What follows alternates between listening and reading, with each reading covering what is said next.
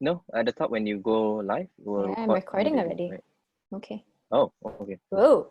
Okay, so we're just waiting for people to We're join. live. We are live again. Oh, Amanda's here. Okay, cool. Then we're back.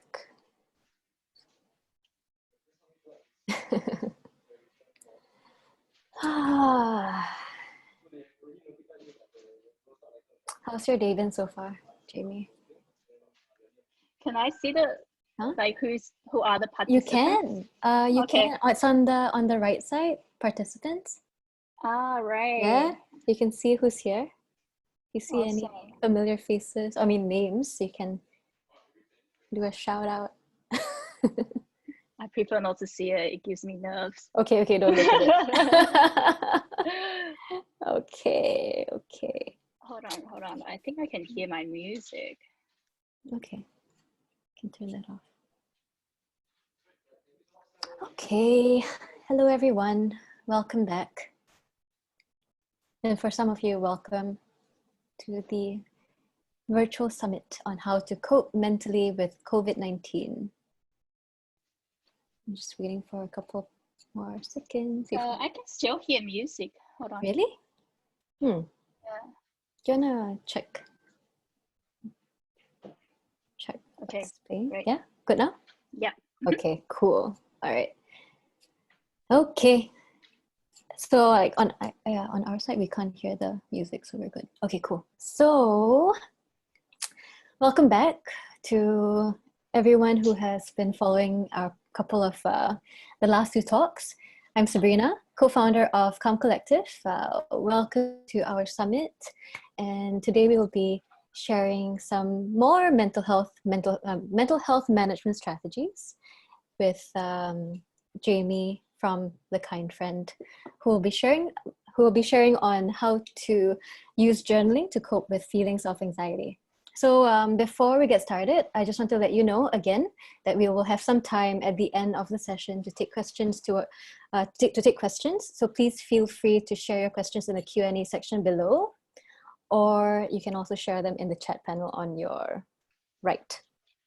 So I'll hand over the time to Jamie, and then I'll be back at the end for Q&A. All right? All good? Awesome. Thank you. Thanks. Thank you. Hi, everyone. So my name is Jamie. I'm the co-founder of The Kind Friend, and I still feel quite surreal that I'm here representing The Kind Friend because the business actually started by my husband. And our business was born out of an Instagram account. So when Dibbs and I just met, when my husband and I just met, he always has a passion for writing. And I still remember he would always write down the things that are important to me onto his phone. And later he would turn them into personalized poems. And with those poems, he made me feel really seen and valued. And it's amazing to see that he's taking that extra step to use his passion for something so positive. So when he started, it was a side hobby. He wanted to spread positivity and kindness within the online space. We know there's so much negativity going on within the online space, and there's so much negative news that we're reading every single day as well. And we were quite surprised. The community grew really, really quickly. And we also feel really, really honored that Coca-Cola actually named us as one of the top positivity accounts to follow in 2020. And through that, we started to receive thousands and thousands of messages and emails from our community. That's when we started to notice there's a pattern. A lot of people are experiencing, say, stress and anxiety. For example, we have students messaging us saying how lonely they feel in today's connected world. We also had artists sharing their battles with anxiety and depression with us. We had a lot of professionals writing emails to us and saying how overwhelmed and burnout and stress that they feel at work. That's when we started to have conversation with our mentors and friends and see how can we use all these insights and create a product that can help people. And that's how we created the journal, wanting to bring mindfulness, creativity, and productivity into one journal. And why journal? So journaling is actually something that's how do I go back to my something that's really personal to me because I grew up writing in journals. It amazes me how, when throughout our entire schooling experience, we were taught to perform, we were taught to compete, but no one ever taught us how to kind of like mediate our anxiety, our stress, as well as cope with heartbreak or even depression. So what happened was my family immigrated to Australia when I was 10. So I grew up in Taiwan. I was born in Taiwan. And when we moved to a new country, I couldn't speak a word in English. With all this new stimulation while trying to make new friends and learning a new language, I was also trying to learn how to cope with my parents' divorce. Before I knew what hit me, I became moody, distracted. I couldn't focus. I became a different person. I didn't want to make any friends. I didn't want to engage in any social activities. And looking back, I'm so grateful that my mom took me to see a therapist. I've heard many stories, especially coming from an Asian family. It's not really not the norm that an Asian mom would take their daughter or son to see a therapist. A lot of times they would just say, hey, it's all in your head, you'll get over it. It was during my therapy session that my therapist recommended me to journal to help me regulate my emotions. It was also during that time, she taught me the benefits of journaling. It's not just about emotion regulation. She also shows me that it has an amazing benefit for my physical health, because when you do your gratitude practice, regulate your emotions, you releases all these happy hormones that your body needs in order to be healthy. And that is really important because it helps you to sleep better, which protects your immune system and your nervous function as well. So initially, when I started journal, it was to help me regulate my emotions and help me to build really strong relationship with my emotions as well. Now I kind of see my emotions as my neighbors. You know how sometimes if you make plans with your neighbors, but you feel tired and stressed at work, you still have to welcome them to your house because you already made plans. And that's same as my emotions. You know how sometimes anger might be knocking on my door, anxiety or stress or envy might be knocking on my door. I know that they're not going to stay in my house forever.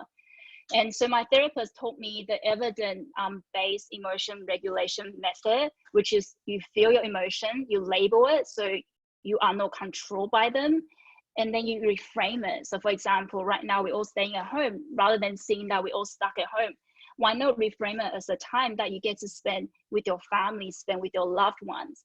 And then you can come up with a solution on how you can better protect yourself from these triggers. So my triggers become my biggest teachers.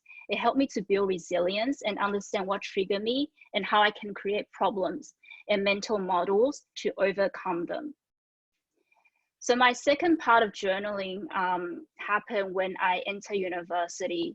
So I wanted to be a teacher and I studied education when I was a uni student. And during one of my psychology courses, I learned the concept of neuroplasticity. I think this is one slide. Yeah, I learned the concept of neuroplasticity. And it amazed me that your brain is actually like a muscle that you can train and develop. You can train your brain to think more positively. You can also train your brain to have a growth mindset. That's when I started to use journal as my mental gym. You know how we talk about physical gym all the time? You know, you go to the gym, you train your leg muscle, you build your arm muscle, this is how you will look. But how often do we talk about our mind gym?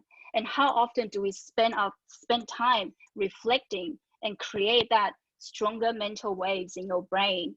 So I remember when I was 20, I wanted to start my own business. I want to build an education, like a school. And every day I would just write in my journals and reflect. So it wasn't as much for emotion regulation. It was more about creating my dreams. And through journaling, it helped me to turn my dreams into actionable goals. I think there's something beautiful about writing. When you write down things, it kind of goes through a different wave in your brain. It stimulates your brain. It makes you want to like achieve it even more. And I realized that I wasn't and during that time, so I launched my first business when I was 21. And the funny thing is what people see from the outside, you know, my friends will be like, wow, you're only 21, you launched a business, you got invited to speak at TEDx, you're on TV, you're on news. But what they're not seeing is all the upside downs that I've been through, and I recorded all of them. How I talk to myself, how I can create my mindset going from a fixed mindset to growth mindset. You know, when I went back to Sydney in December, there were hundreds of notebooks and journals lying around in my house. And it is through reflecting, it helped me to build processes around how I think and how I make decisions. But as soon as I launched my business, you know, like all the busyness got in the way. I know that's only an excuse, but I was so busy that I stopped doing self-reflection. And that's when everything started to go down the hill. I think in today's society, there's this facade that if you want to be successful, you need to have a drive that seems beyond ordinary people. You don't really need to sleep. You only need, say, 4 hours of sleep because you need to use all that time to build your business. And like, I was exhausted. I was loving my customers, my team, and my business, but I was mentally and physically exhausted. It's not just about self-reflection. I also didn't invest time in exercising. I remember I would use all the money to buy the cheapest food that I could find. I would be eating instant noodle, or even skipping meals. And yeah, so everything went down the hill. 8-year relationship ended, my health suffered, and I had no choice but to actually really step back and kind of stop the business, put it on hold, and use an entire 1 month to reflect. And so I went back to journaling again, and it was through reflection that I realized that I was so obsessed with building the business, and that I was trying to get that external validation rather than that internal validation that we all need. You know, that you don't always need to get that external validation. There's so much inspirations within yourself that you can get as well. And when I reflect, that's when I realize who I want to be, what kind of values that I want to create. And that's also when I started to design my life around joy. So if today you look at my calendar, I don't just have meetings that I need to attend. I have scheduled items that bring me joy into my calendar as well. And sleep is also really important to me. I'll put sleep time in my calendar because that's a non-negotiable for me. And, you know, like, I read a lot of books and I realized I wasn't the only person who does this. So Blake, who started Tom, an entrepreneur that I truly, truly respect and admire. I love how he combined philanthropy and business together. And even before he launched the business, he wrote down all the pros and cons into his journal to help him understand whether it's a risk that he's willing to take. And during quarantine, I also read this book by Phil Knight, talk about how he started Nike. So the book is called Shoe Dog. I highly recommend it. It's one of my favorite books. It really engulfed me emotionally. And even before he launched Nike, he was drawing all these concepts, business ideas into his journal. And it's through writing all these things down. I love what the Tom's founder said within an interview with Tim Ferriss. He was saying, by reflecting, that's when you can create a better future for yourself.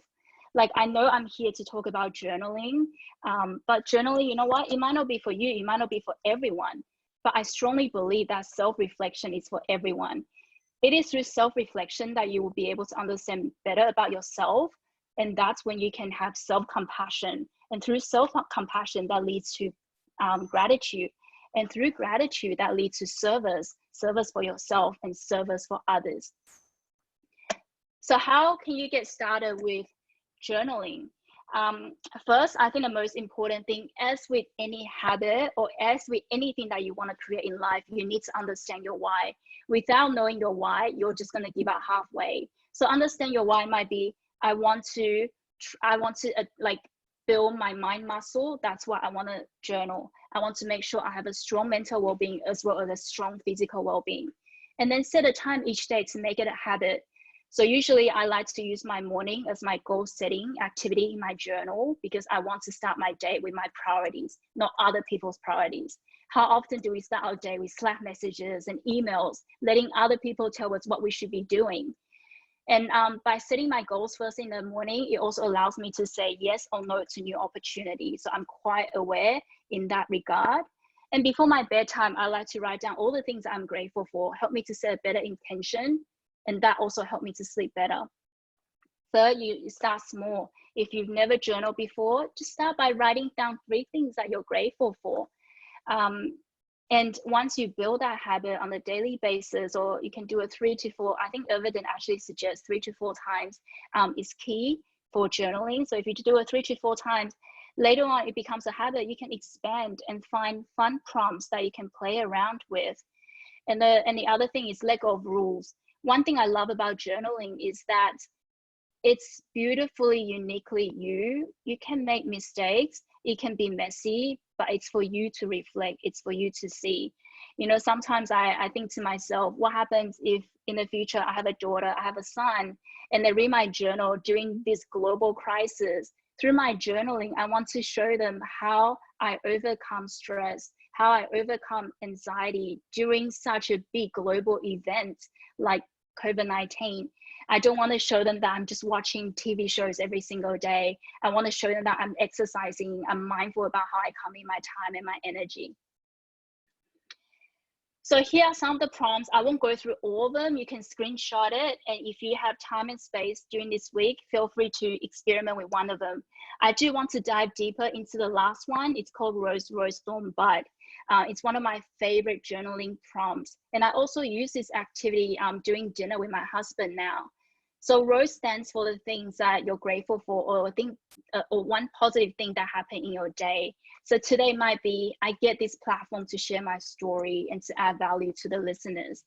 And Thorn stands for what's something that didn't go as well during your day today. So it could be, you know, I hurt my leg during an indoor activity. That means I won't be able to exercise for the next 3-4 days.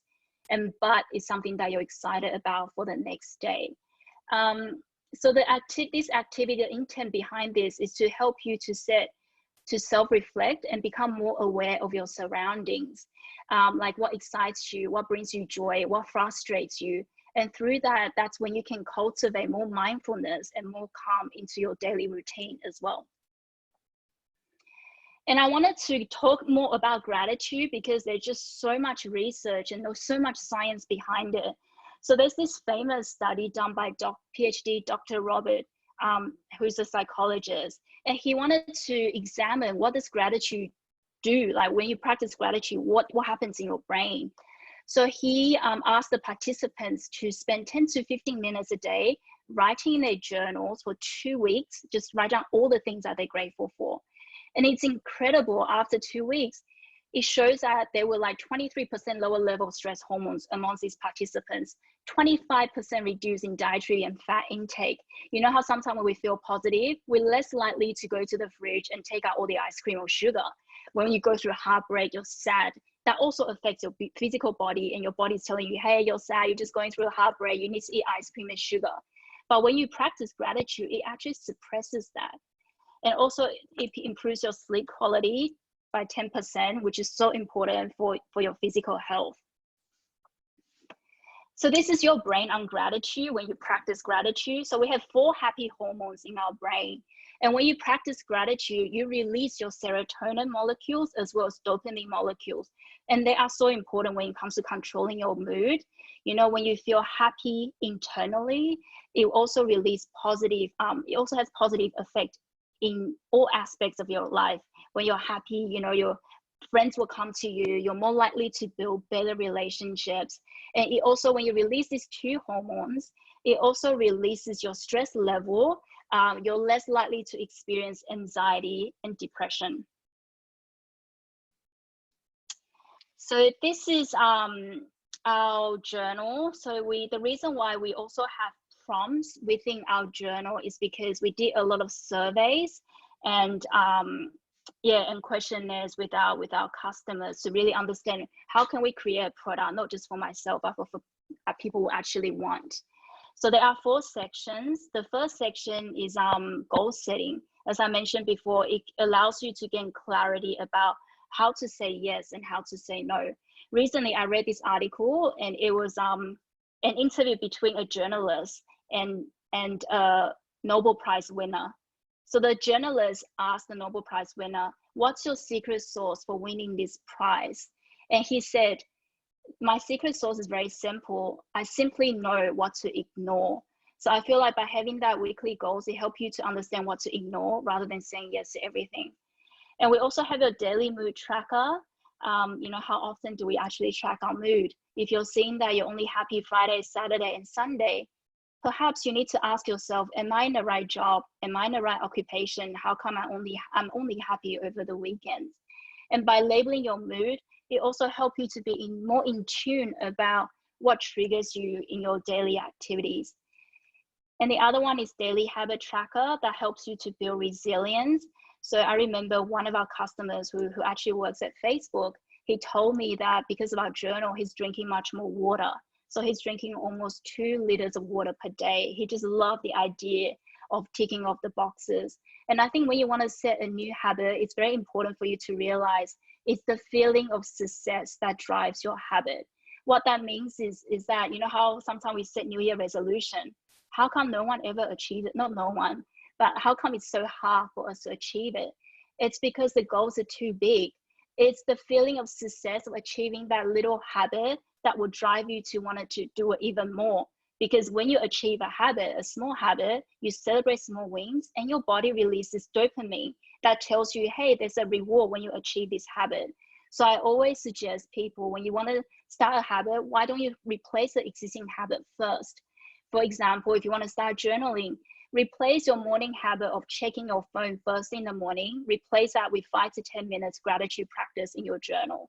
And that's a much more attainable goal than just starting something new. And your last part is the reflection practice. As I mentioned before, it helps you to gain more self-awareness and also help you to cultivate calm into your daily lives. So last week I had a conversation with one of our customers. He actually purchased a lot of our journals, even though our journals only been out for 5 months. He gave them away to all his friends. And he was telling me that through that gratitude practice, he realized that many of the things that he mentioned that he's grateful for, they're all about his friends and family. They're all people orientated. And what he did was he actually taken an extra step.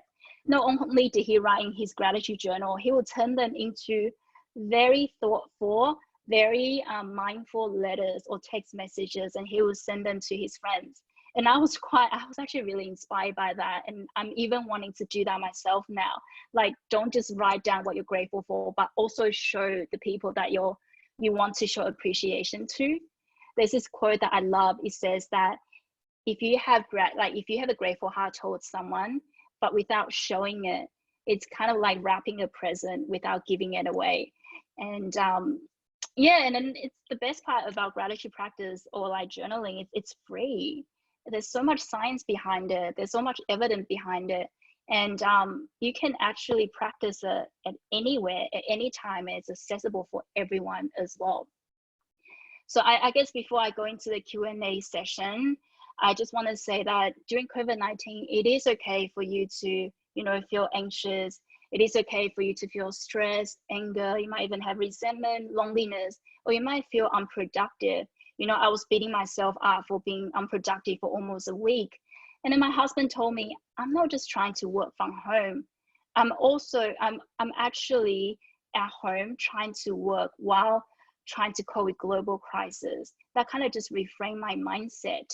And if you do have the time and space, perhaps you can try some of the methods that I've mentioned, and can be as simple as just starting with the gratitude practice to help you appreciate all the things that you still have in your life, even during crises like this. So I hope through my stories and my tips that you can find beauty in all this messiness of life, with all the struggles. Life is a struggle, but it really depends on how you see it. And hopefully the stories inspire you to cultivate more mindfulness into your life as well. Thank you, Jamie. Serena here. All right, are we ready for the Q&A, the questions? All right. So we have a request, Jamie, to go back to the 5-step slide again. We've had a couple of people who wanted to take a screenshot, but yeah, okay. Okay, maybe we can just leave this here for a bit while I look at the questions quickly. All right. Okay, so we have a question from someone who didn't want to reveal themselves. So can you share about a group or community or even a couple journaling together as opposed to your own personal journaling? What are your thoughts on that?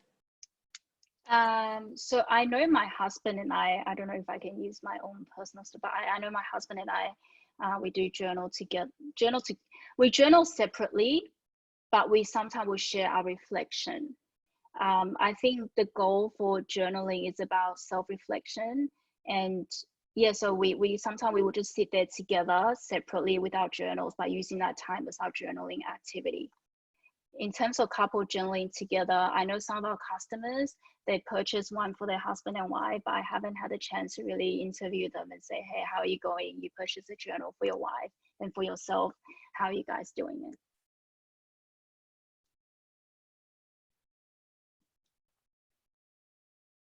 Oh, Sabrina, I think you are on mute. Hey, I'm back. Okay, so I think we can get out of the slides now. Let's just have our main screen showing. Thank you. Okay, more questions. So, right.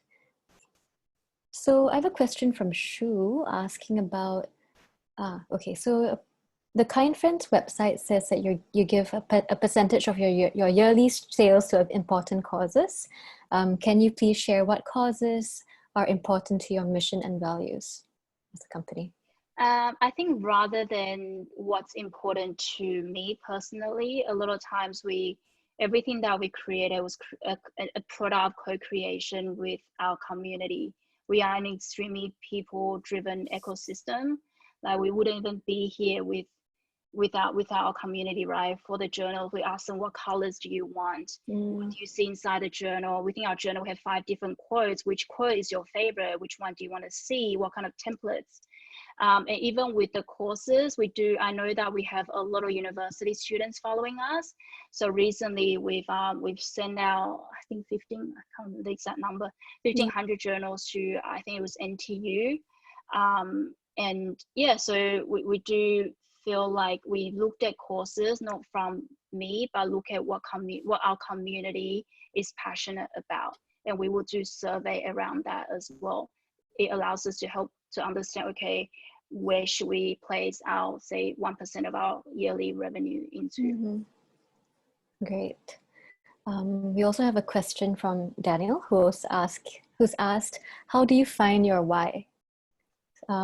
Maybe that's related to how did you end up doing this? Yeah. I think my why, my values, my why hasn't changed. Even though this is my 3rd business, my personal why is one of my key values is personal disruption. And I remember how I got this value is actually through a conversation with a mentor of mine. I watched his TED talk and I was so inspired by his TED talk. So I literally just reached out to him on LinkedIn. Nice. And I think that also comes with gratitude practice. I didn't really mind if he replied to me or not, but I wanted to show him my appreciation and say, hey, your talk really inspired me to be a better teacher. And to my surprise, he responded to my message within 2 minutes. And I remember during that conversation, I asked him, within a tech industry, you're such a leader within a tech industry. How do you make sure that you consistently disrupt yourself and stay ahead of the curve? And he told me that he never thought about disrupting an entire industry. Every day he would just wake up thinking that he wanted to disrupt himself. When he disrupted himself, he also inspired his team, inspired everyone around him to also do the same. And that's how you can inspire an entire organization to potentially disrupt an industry. So I think for me, my personal why has always been around disrupting myself. I don't want to just put in a bucket now, say, hey, business is everything about me. So it'll be like my relationships. How do I disrupt myself in that area? How can I disrupt myself in my physical health? I'm a gym junkie. All my friends know that I go to the gym every morning at 7 o'clock. I love it. And how can I push my body to another limit? And even in business, how can I do more, create more, and add more value? Yeah, so I think I have why in different, but it all comes down to the idea of disrupting myself. That's great. All right, thanks, Jamie. We have another one from Corinne. Can you elaborate on what it means to let go of the rules? Yeah, so when I went back, oh my goodness, when I went back to Sydney to spend Christmas with my family, I literally took out all my old journals since I was 12. Like you can see some of my journals, it's just like scribbles. Journaling doesn't mean you have to write. You can draw. I think one of the slides shows I used to be a runner. one of the slides shows that I want to win. I'm quite competitive. I want to win, and I will draw. And everyone express themselves differently, right? Or you can just put lists. If I read a book, I would just put lists about what I've learned. And today, Richard Branson is here. What will he say to me? And I write a letter to myself on Richard Branson. So I feel like it's really just around what suits you the best. Everyone is different. It's similar like when you go to the gym, everyone's body is different. When it comes to journaling, some people just draw to express. Some people will write down lists. And my old journals, I seriously have so many spelling mistakes and grammatic error because I was still learning how to speak English. Right. But it's fine because it also shows me how much I've improved as a human being, right? How often do we actually stop and reflect on all the success or all the things that you've learned in the past? I think like we always focus on the next thing, the next to-dos, the next goal, the next career climb. But like you also need to celebrate life. Life is here for you to be celebrated. And I think through journaling, I'm like celebrating myself. I'm like, whoa, I've become a lot more than what I've imagined. Amazing today. I looked at my journals like, oh my God, I used to just write about boys, but now I actually write about creating an impact. No, I think it's really cool when you like, you look back on all your entries from like say years ago and look at where you are today, right? And obviously you're gonna go through like highs and lows, ups and downs, and it's a really good tool to reflect and appreciate where you are. Sometimes I see me as like a supercomputer, and all this journaling is giving me data points on how I can create a better framework in my life, which is incredibly powerful. How do you, so looking at all the past entries that you've had before, how do you then incorporate that to your your today or for your future planning? Do you actually look back on your past entries? And like I do, especially when I learned about neuroplasticity, about how your mind is kind of like a muscle which you can train. And importantly, the way you speak to yourself, your inner dialogue has a huge influence on how you build your confidence, because you are your personal coach, right? So I remember going back to all my journals and actually highlight all the negative self-talk that I would say to myself. So I might say, I'm not good enough. And I will highlight them and say, how can I rephrase that better? Like, and then I might say, oh, I'm angry all the time, or I feel sad because my parents are like going through divorce. And then I might reframe that as, how human of you to feel sadness. What can you do to make you like to be kinder to yourself? And through that, it really trained me on how I can create a better dialogue in terms of how we talk to ourselves. Sometimes I ask my friends, I'm like, the way you talk to yourself, you'll never have friends. Like we sometimes are so harsh to ourselves, the way we speak to ourselves. Imagine if you talk the way your internal dialogue to your friends, how many friends do you actually think you have in your life? No, I mean, the way we talk to ourselves versus like how we talk to our other friends is super different, right? So I think it's about, being able to align your internal self-talk with how you encourage and support your other friends as well. Okay, so we have one more question. It's about the journals. Are your journals yearly? Maybe you can share more about the Kind Friend, like the journal itself.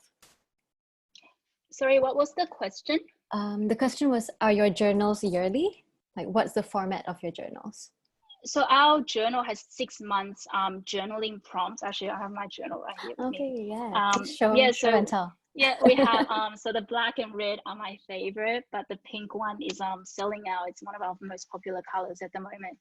And so we have 6 months weekly templates to help you set your goals, your mood, your habits, your reflection. And we also have enough space, we have quotes. So because our company was born out of a positive quotes account, but we have enough space, kind of like a bullet journal for you to write down your feelings or create creative prompts.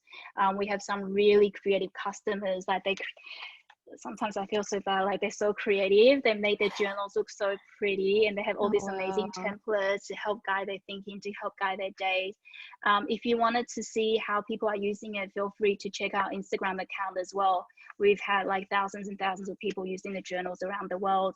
I feel so humble that we have entrepreneurs using it and emailing me on LinkedIn, say, hey, your journals helped me to launch my business and also helped me ease my anxiety. We have our journal is really, really loved by students. And I think because they have time to really like create things on their bullet journal, and then they will share with me who they want to be, and it's all through using this tool. So I think our community will also probably can inspire you even more than I am with how they're using the journal. But in terms of yearly, it's 6 months templates, but we don't have, you know how a lot of planner has dates. We don't have dates, so there's no expiry date. Right. So you can like just enter when you because it's not a planner. So you can just write down the kind of like the dates yourself here. So even if you skip a week, you really don't feel like it, that's fine as well. Yeah, definitely. So a journal is not a planner, and a planner is not a journal. Okay. But you can really use it but you however could. you want. You could. Yeah, it's really up to you. All right. Okay, final question. How much time would you recommend to spend on journaling? So the research that I read, I think quite recently, it says, especially when it comes to gratitude practice, the evidence suggests that 3 to 4 days a week, and just starts with 10 to 15. And they usually suggest when you just start journaling, if you never journaled before, start with gratitude practice, because there's just so much benefit behind it. Just write down like a list of things that you're grateful for. So like right now, it's one of my favorite activities to do right now, and my gratitude list is pretty crazy. Even during wild times like this, I will have lists like, oh, even though I'm stuck with my husband for almost 2 months now, I still get to drink my favorite tea at home, and like I have a roof over my head. And there's still like you realize there's still so many things that you can be happy about and grateful for, even during global crises like this. For sure. So what are you most grateful for today? I think I always feel grateful that I get to, because we all have a story. I feel like each individual person, you all have a story that you can inspire others. But yet today I get this amazing platform, Calm Collective, to be able to share my story, and also have people willing to be here, spending time with me, sharing your space with me, to listen to the story that I personally experienced. And it's funny, like people think that we started the Kind Friend because we're here to help people, but it's actually the reverse. Since launching the business, it made me realize the business is actually helping me. I've never been so vulnerable before in terms of sharing my struggle with anxiety or depression and all the ups and downs that I went through when I was running my business. But because of this business, I had to push myself and actually share stories around emotional well-being, mental well-being. And it also taught me that vulnerability is not a weakness. I used to think that I'm a leader, I'm a business owner, I need to be assertive, I can't show my vulnerability, that's a sign of weakness. But now I realize that it's actually a sign of strength. I can confidently own my story. I can be strong, assertive, compassionate, and vulnerable at the same time. Why can't you? So I actually feel like I'm really learning a lot by running this business. Thank you so much. Thank you so much for sharing your story with us today, and we're very grateful to have you be on. No worries. Thanks for having platform. Me. Thank you so much.